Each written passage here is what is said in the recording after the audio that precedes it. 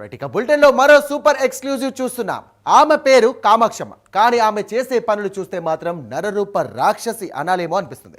నెల్లూరులో గంజాయి సామ్రాజ్యాన్ని సృష్టించి పదుల సంఖ్యలో యువత జీవితాలను నాశనం చేసింది ఈ ఖతర్నాక్ లేడీ. తన దందాకు అడ్డు వస్తున్నాడని, గంజాయికి వ్యతిరేకంగా మాట్లాడుతున్నాడని ఒక నిండు ప్రాణాన్ని బలి తీసుకుంది. ఒక మహిళ ఇంత క్రూరంగా ఎలా మారగలిగింది? ఆమె నేత ఇక సామ్రాజ్యం ఎంత భయంకరమైంది? అడ్డొస్తే హతమార్చే ధైర్యం ఆమెకు ఎవరిచ్చారు?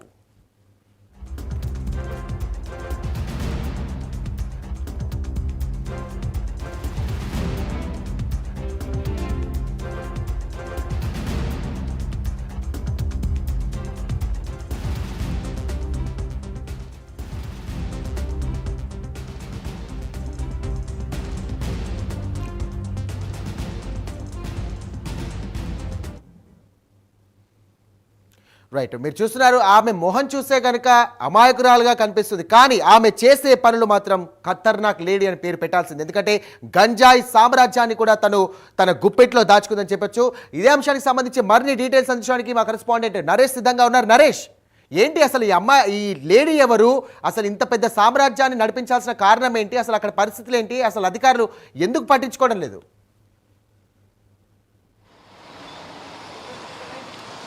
సైరామ్, మొత్తానికి సినీ పక్కీలో ఇటు గంజాయి విక్రయాలు నెల్లూరు జిల్లా కేర్ ఆఫ్ అడ్రస్గా నిలుస్తుందని చెప్పుకోవడానికి ఏమాత్రం సందేహం లేదని చెప్పుకోవాలా. ఎందుకంటే ప్రస్తుతం మనం స్క్రీన్పై చూస్తున్నటువంటి ఓ మహిళ ఎవరైతే ఉన్నారో ఆ మహిళ ప్రస్తుతం గంజాయి విక్రయాలకు ఆమె ఒక పెద్ద డాన్గా నిలుస్తుందని చెప్పుకోవాలి. ఇటీవల కాలంలో 2 రోజుల క్రితం సిపిఐ నాయకుడైనటువంటి పెంచలయ్య మృతికి ఈ కామాక్షి ఈ గంజాయి మాఫియాని అరికట్టడానికి పెంచలయ్య గత కొంతకాలంగా ఇక్కడ పోలీసులను పిలుచుకొని వచ్చి ఆర్డీటీ కాలనీ అంటాం. సో ఆర్డీటీ కాలనీలో గంజాయి విక్రయాలు ఎక్కువగా జరుగుతున్నాయి.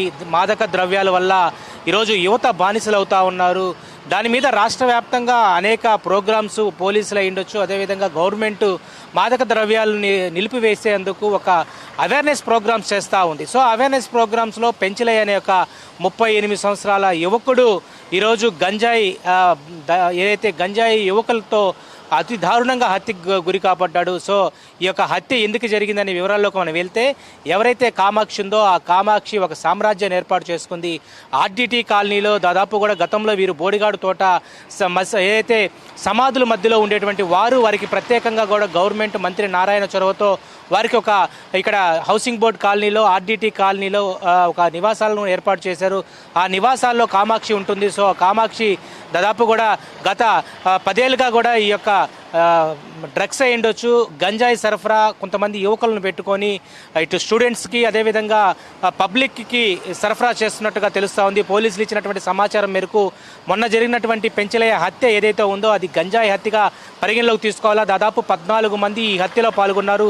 వీరందరినీ ప్రేరేపించినటువంటి ముఠా నాయకురాలు కామాక్షి. మనం విజువల్స్లో చూస్తున్నాం.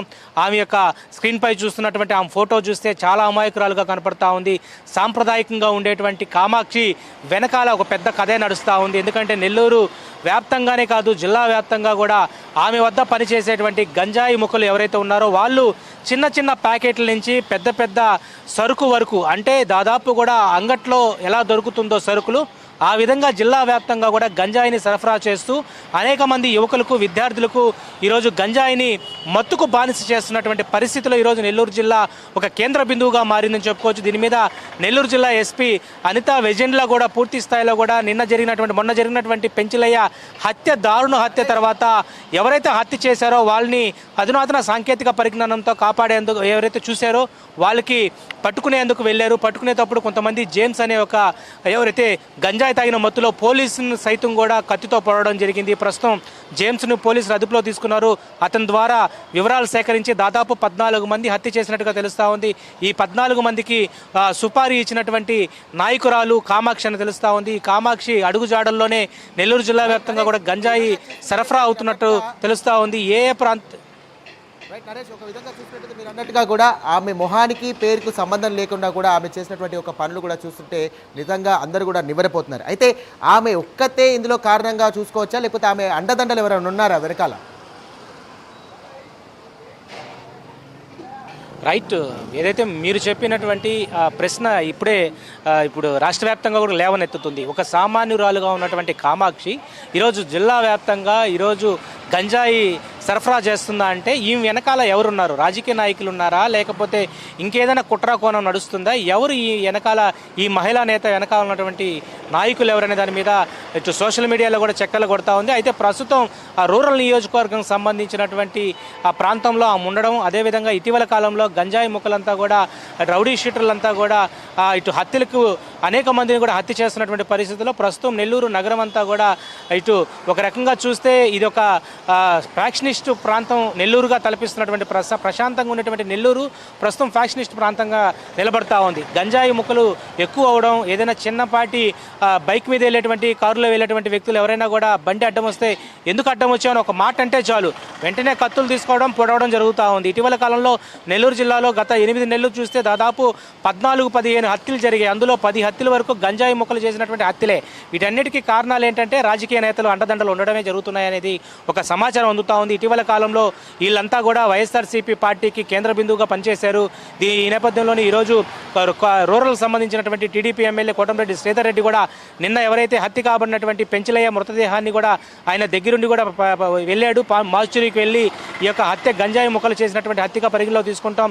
నెల్లూరు రూరల్లో గంజాయికి సంబంధించి రౌడీ ముక్కలు ఎవరున్నా కూడా వాళ్ళందరినీ కూడా కఠిన శిక్షణ ఇస్తామని చెప్తా ఉన్నారు. రైట్. ఒక విధంగా చూసుకున్నట్టయితే ఏపీ గవర్నమెంట్ కూడా గంజాయి అలాగే మాదక ద్రవ్యాలకు సంబంధించి కూడా ఎవరైనా అమ్మినా లేకపోతే ప్రోత్సహించినా కూడా కఠిన చర్యలు తీసుకుంటామని కూడా పెద్ద ఎత్తున ప్రచారం చేస్తున్నాయి. దానిపైన కూడా చర్యలు తీసుకుంటున్నప్పటికీ కూడా ఇంత పెద్ద మొత్తంలో కూడా ఈ యొక్క మాయాలేడి చేసినటువంటి యొక్క నిర్వాహకం పైన ఎందుకు దృష్టి సారించలేకపోయారు? సైరం, మీరు చెప్పిన విధంగానే ఈరోజు బయటకు వస్తే నిన్న హత్య జరిగింది కాబట్టి కామాక్షి పేరు బయటికి రావడం జరిగింది. దాదాపు నిన్న జరిగినటువంటి హత్య, పెంచలయ్య హత్యలో 14 మంది ఒక ఆటోలోనో ఒక వెహికల్లో వచ్చి అతను వాళ్ళ బాబు స్కూల్ నుంచి తీసుకెళ్తున్నటువంటి నేపథ్యంలోనే వెనక నుంచి ఆ వెహికల్ స్కూటర్ను గుద్ది వాళ్ళ బాబు వెనకాలే కూర్చో ఉన్నాడు. స్కూల్ బ్యాగ్ సైతం కూడా రక్తపు మడుగుల్లో తడిచిపోయింది. అంటే ఈ హత్య జరిగిన తర్వాత ఈ గంజాయి ముఠా వెనకాల, నిందితుల వెనకాల ఎవరున్నారనేది మాత్రం తెలుసుకున్నారు. ఆమెపై ఇటీవల కాలంలో నవాబ్పేటలో కూడా సస్పెక్టెడ్ కేసెస్ కూడా ఉన్నాయి. అంటే ఈ కొత్తగా ఈరోజు పోలీసులకు తెలిసినటువంటి వ్యక్తురాలేం కాదు. గతంలో ఈ మీద అనేక కేసులు కూడా ఉన్నాయి. గంజాయి సరఫరా చేస్తుంది, విక్రయాలు చేస్తుంది, గంజాయి అనేక మంది విద్యార్థులకు, యువతకు ఇస్తుందనే ఒక ఇన్ఫర్మేషన్ పోలీసులకు ఉన్నప్పటికీ కూడా గంజాయి ముక్కల జోలికి వెళ్ళాలంటే పోలీసులు సైతం కూడా భయపడుతున్నారు. ఈరోజు వైఎస్ఆర్సీపీ గత ప్రభుత్వ హయాంలో విచ్చలవిడిగా కూడా ఈ గంజాయి విక్రయాలు జరిగాయి. కేంద్ర బిందువుగా నెల్లూరు నిలుస్తూ ఉంది. ఎందుకంటే వైజాగ్ నుంచి సరఫరా ఈ యొక్క గంజాయి వెళ్తూ ఉంటే మార్గం మధ్యలో అంటే నెల్లూరు బార్డర్ దాటిన తర్వాత చెన్నైకి వెళ్ళాలా. సో చెన్నైకి ఎక్కువగా సరఫరా అయ్యేటువంటి వెహికల్స్ అన్నీ కూడా నెల్లూరు వైపు వెళ్తాయి. కాబట్టి నెల్లూరు బైపాస్ వద్ద లేకపోతే మరికొన్ని రహస్య ప్రాంతాల వద్ద ఈ గంజాయిని తీసుకుంటారు. ఈ గంజాయిని తీసుకున్న తర్వాత వీటిని కాలేజీ పిల్లలకి, యువతులకు, ఎక్కువగా యువతులకు కూడా ఈ గంజాయి సరఫరా చేస్తూ ఉన్నారు. అంటే ఈరోజు మీరు చెప్పిన విధంగానే కాసేపు ఏదైతే ఈ యొక్క కామాక్షి అనే ఒక మహిళని ఇప్పుడు వరకు కూడా ఎందుకు సస్పెక్ట్ చేయలేకపోయారు అనేది మనకి ఒక ప్రశ్న లేవనెత్తింది. అయితే దీని వెనకాల బడా నేతలే ఉన్నట్టుగా తెలుస్తూ ఉంది. గతంలో వైసీపీ ప్రభుత్వంలో కొంతమంది నాయకులు అండదండలతోనే ఆమె ఆర్డీటీ కాలంలో విచ్చలవిడిగా కూడా గంజాయిని సరఫరా చేసేది. ఒకవేళ గంజాయికి సంబంధించి ఏదైనా ఇన్ఫర్మేషన్ వచ్చినా పోలీసులు ఆ ప్రాంతానికి వెళ్ళలేనటువంటి పరిస్థితి. మనం ఇటీవల కాలంలో సినిమాలు చూస్తూ ఉండేం. ఆ సినిమా తరహాలోనే ఈ ప్రాంతం ఉంటుంది. Right. Thank you Naresh. Thank you.